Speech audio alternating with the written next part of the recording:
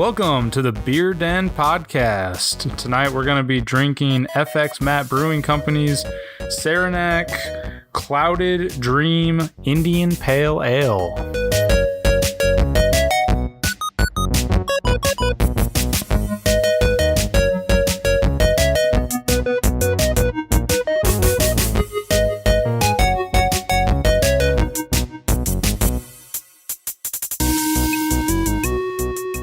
Hey everybody, welcome back to the Beer Den. My name is Ethan Hoopy. And I'm Michael Rowe. Tonight we're going to be drinking Clouded Dream Indian Pale Ale from FX Brewing Company. They're based in Utica, New York, founded by the Matt family in the pre-Prohibition era, which is actually pretty neat. They continued through World War II, doing... I think it was called like a unique brand alcohol or something. It was like the first post-Prohibition beer sold in that area. Okay. They rebranded in the mid-'80s. Some actually interesting things. They're one of the few places in the U.S. that actually use decoction vessels for their brewing method. Do you happen to know what a decoction I do. vessel I is? actually researched this a little bit. The basics of it removes part of the mash from the process, boils it, and then reintroduces it into the into that whole process. They also are one of the few that boils their wort in copper kettles, which I've actually heard really like imparts like a very unique flavor to the beer. I'm really excited to try this one, so let's go ahead and get into it. Yeah, for sure. The first thing that I want to say about it is the smell. It just smells super hoppy.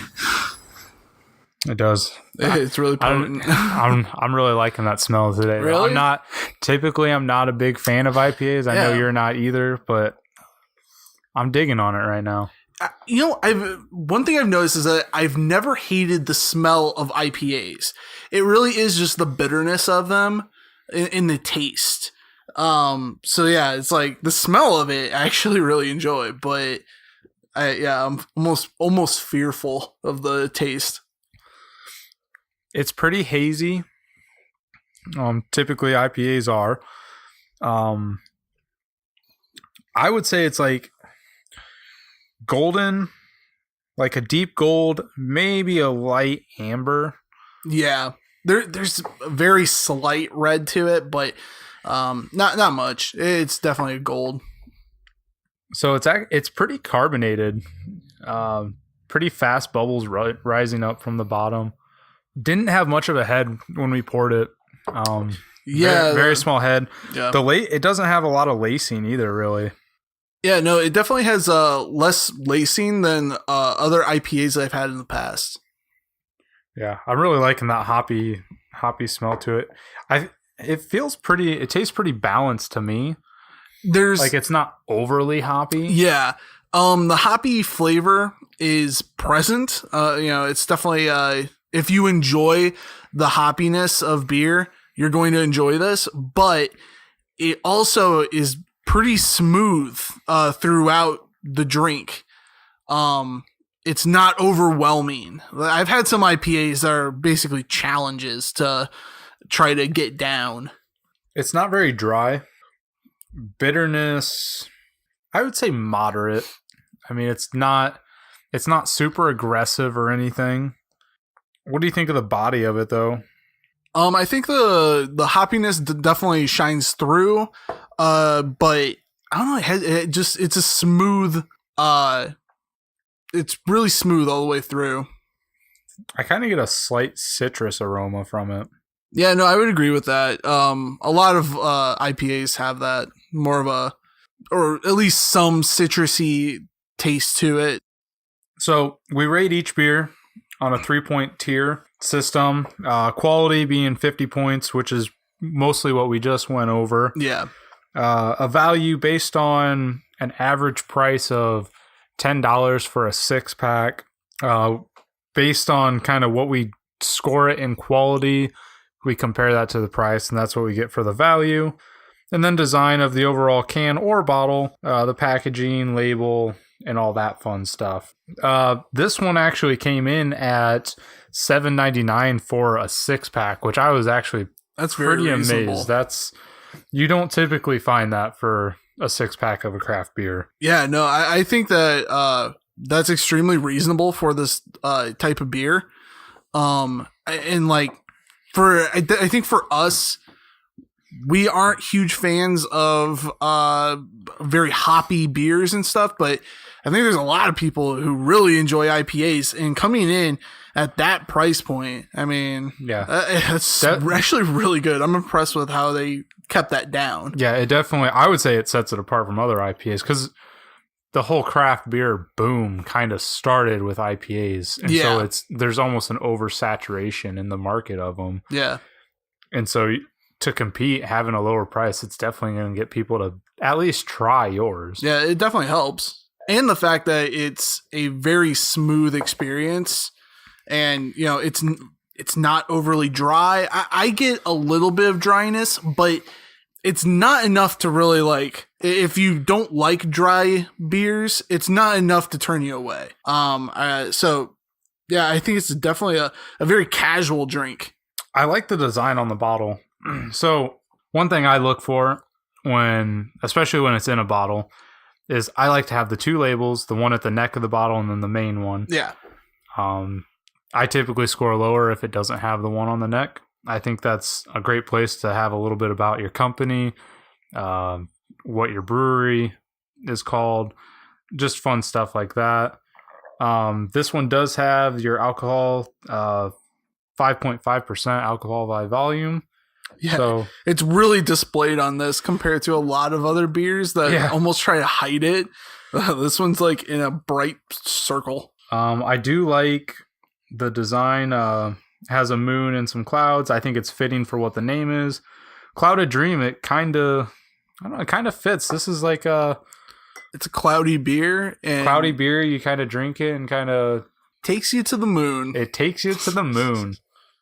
I like the color scheme on the bottle too. It's kind of it's a sleepy bottle, but like I think their whole concept it fits. I mean, they have it right with the name. The colors match like what that name. The picture matches what the name. Everything goes together in kind of like a perfect little bundle of beer joy. Yeah, no, I really like the colors. I mean, I know it's not like a Christmas beer, but it definitely reminds me of Christmas because of the clouds. I don't know if that's really a positive or a negative, but I don't know. It just seems festive. One thing I did notice, though, is that on the bottle, it doesn't have any description of the beer or of the actual company. Mm-hmm. Which I know that's a big thing for you, that you really like that. That is something I like to see, is a description of the beer. I feel like that's, especially if you're in a place that allows you to like build your own 6-pack.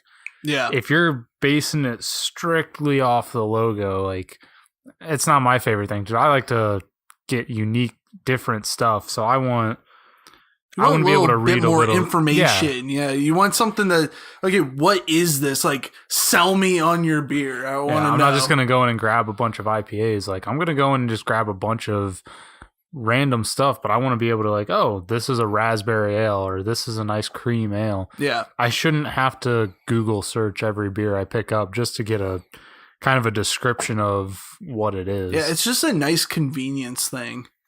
That's a valid point. So I went ahead and I rated mine at a 79. I was torn on a couple spots of it. So back at the labeling, how it didn't have that description. Yeah. Originally I had it scored at a 20. I ended up knocking a point off of that just because it didn't have the description. Value though, that was another one. I almost scored it at a 24 because for a 6-pack, I feel like you very rarely will find below $8. Yeah. Especially in craft beer. I mean, I can't remember how much a 6-pack of like Bud Light or anything is, but I mean, even that is over $6. So Yeah, and like for having something that you know is going to be a bit more quality, yeah, you can't beat that price. It's just so good. And so it definitely it earned, the 23 for the value. And I scored it pretty well in quality. I scored it a 37. I thought the flavor was good. I thought the smell, like the aroma of it was very balanced. Like you had a subtle citrus smell to it. It wasn't overly hoppy as some IPAs are. It's almost like they just try to see how many hops they can just jam in there. Yeah, and it can, like I say, it's almost a challenge to drink it, and it's not fun. It's difficult. It had good carbonation. It had good color. Just overall, I thought this was a really good beer. Yeah, no, for the most part, I agree. For me, I ultimately am scoring it at a 67, which is, at least to me, I think really good for a IPA, because generally I'm not a huge fan of them. But right up there around 70 is anything around 70. I feel like is not too bad. It's pretty, I would say average, probably. But as far as the quality, I gave it a 30. Just because, again, my taste is, I don't like IPAs as much as other types of beer.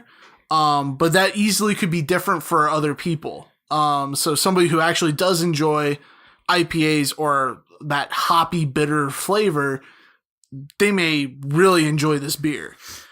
So 30 for quality. That then coming over to value, brought it down a little bit, but I still gave it a 22 out of 25, because you just can't beat that price. Even if you're not a huge fan of the flavor of the hoppiness and stuff, if you need to have an IPA, this is the one to go for. I would agree with that. And then as far as the bottle was concerned and like the overall design of it, I like it, but I think I've seen better ones that say more about the beer. I think this was good, but I ultimately came down to a 15 with it, which is probably, it's lower than most, but it's just not, it's not one that's popping out to me as much as a lot of the other ones I think we've seen already. And I think that it's fitting. All right. So with that said, this one averages out to a 73 out of 100. And again, this is the FX Matt Brewing Company's Saranac Clouded Dream IPA. All right, that's the show. Look for us on YouTube, SoundCloud, Twitter, Instagram, Facebook, and Patreon, where we'll be posting each week. Like, comment, and subscribe, and we'll see you next week in the Beer Den.